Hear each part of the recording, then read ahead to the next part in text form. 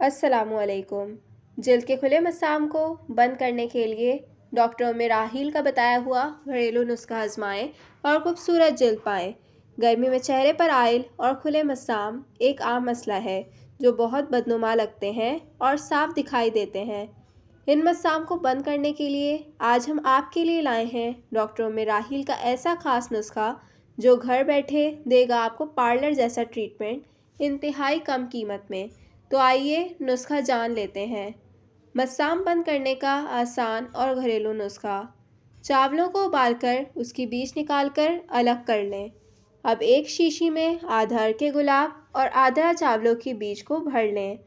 अब इस शीशी में 1/4 चाय का चम्मच बेकिंग पाउडर इसमें डालें और शीशी को अच्छी तरह हिलाकर मिक्स करें। अब इस बोतल को फ्रिज में रखकर अच्छी तरह ठंडा कर लें। फिर इसे चेहरे पर छिड़क कर 15 से 20 मिनट तक के लिए छोड़ दें। आपके खुले मसाम बंद हो जाएंगे और चेहरे पर इजाफी आयल भी नहीं आएंगे।